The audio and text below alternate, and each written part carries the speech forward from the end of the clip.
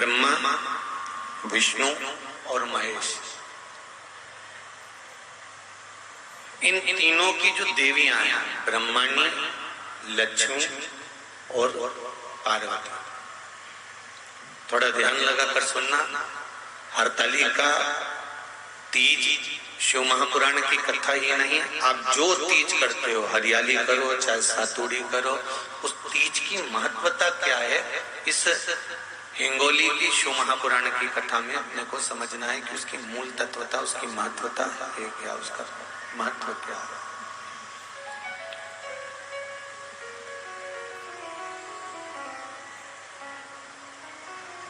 भगवान ब्रह्मा, भगवान विष्णु और भगवान शिव, इन तीनों की जो अर्धांगिनियां, ब्रह्मणी, लक्ष्मी और पार्वती, इन तीनों ने तप कर कर, साधना कर कर ब्रह्मदेव को, भगवान विष्णु को और भगवान शंकर को प्राप्त किया।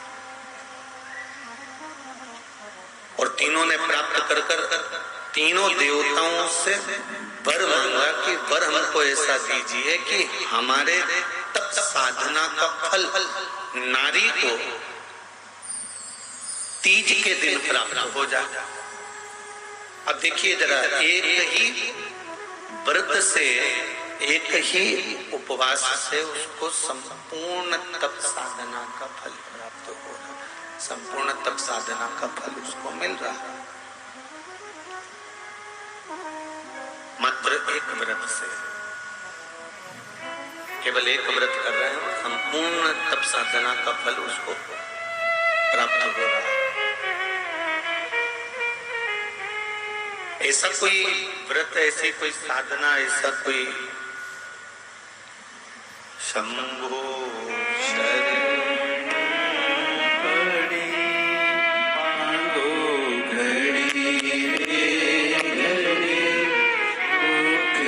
काटो, दया करी मैं दर्शन आपको,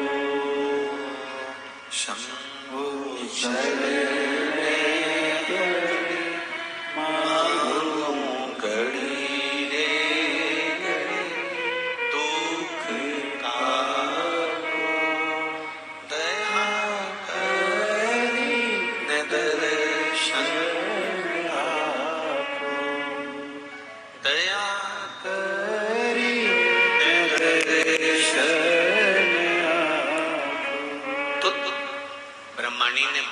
से मांगा, लक्ष्मी जी ने भगवान विष्णु से मांगा, पार्वती जी ने भगवान शिव से मांगा कि ऐसा वर दे दीजिए जिस वर से एक ही व्रत करने से संपूर्ण फल की प्राप्ति हो जाए, संपूर्ण फल मिल जाए। ऐसा एक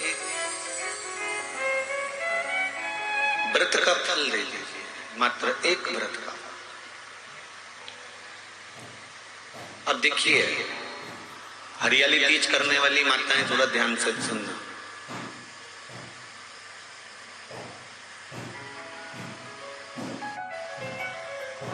हरियाली तीज जब माताएं करती हैं तो एक हरियाली तीज, एक गणगौर की तीज, ये दो तीज के व्रत ऐसे होते हैं जिसमें जब माताएं करती हैं तो उस समय पर उमा,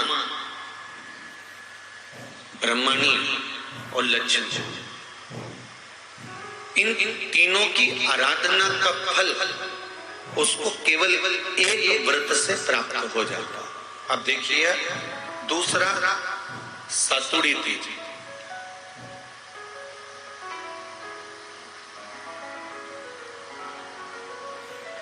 इसमें उमा और महेश्वर, उमा और महेश,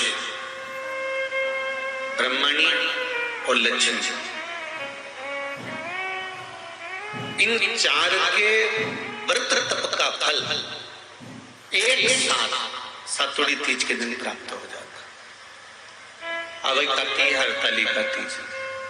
आप लोग करते हो हरतालिका? यहाँ लोग करते कि नहीं करते? करते हैं यहाँ पे हरतालिका? कौन कौन करता है? जरा हाथ उठाओ तो जरा। अरे सभी करते, रखो रखो, बहुत बढ़िया, बहुत अच्छी बात। एक आती है हरतालिका तीज। इस तीज का व्रत माता पार्वती बेल वृक्ष के आनंद के साथ में फुलेरा बनाकर करती है, और जिसमें इस हरतालिका में माता पार्वती जी के जितने जन्म पहले हुए हैं, माता पार्वती का जन्म तो 52वें नंबर का, 52 नंबर पे माता पार्वती का जन्म है। इससे पहले तो माता के 51 जन्म पहले हो चुके हैं, 51 जन्म माता पार्वती का पहले हो चुके हैं। तो वो जितने जन्म माता पार्वती पूर्व में ले चुकी हैं, ब्रह्माणी जितनी बार ब्रह्मदेव के साथ में विराजमान हो चुकी हैं, इंद्राणी जितनी बार इंद्र के साथ विराजमान हो चुकी हैं, और लक्ष्मी चाहे वो राधा के रूप में हो, चाहे वो रुक्मणी के रूप में हो, चाहे वो सतभामा के रूप में हो, चाहे वो यमुना के रूप में हो, चाहे वो गंगा के रूप में हो, जितनी बार माता लक्ष्मी ने रूप धारण करे हैं वो सब रूप में, और माता पार्वती अपने सारे रूप में, ब्रह्मणी अपने सारे रूप में, लक्ष्मी अपने सारे रूप में इस हरतालिका तीज के व्रत को करने के लिए आतुर रहती हैं। और इस व्रत को कर एक दिन में ही संपूर्ण विश्व का जितना तप है, साधना है, उपवास है, सबका फल एक साथ एकत्रित कर लेती हैं केवल एक व्रत में, हरतालिका तीज। अब एक बात ध्यान से सुनिएगा, सारे व्रत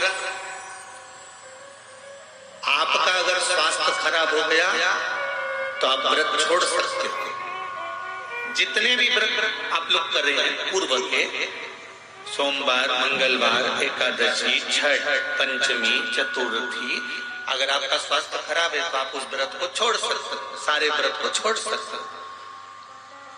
पर तीज का जो व्रत होता है, हरतालिका जो व्रत होता है, ये व्रत एक बार लेने के बाद जब प्राण छूटते हैं तभी ये व्रत समाप्त होता है, अन्यथा बीच में ये व्रत समाप्त नहीं।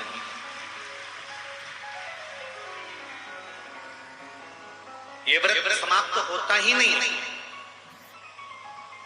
अगर शरीर से नहीं बनता कि अब हमारी अवस्था हो गई, अब शरीर से नहीं बन रहा है, तो भले एक पहर की पूजन कर कर, एक पहर का नियम धारण कर कर, एक पहर का स्मरण कर कर, एक पहर का पूजन कर धारण करो, और उसके बाद में भले आप थोड़ा सा जो भी आपको लेना है वो कर लो, पर इस व्रत को करना ही पड़ता है।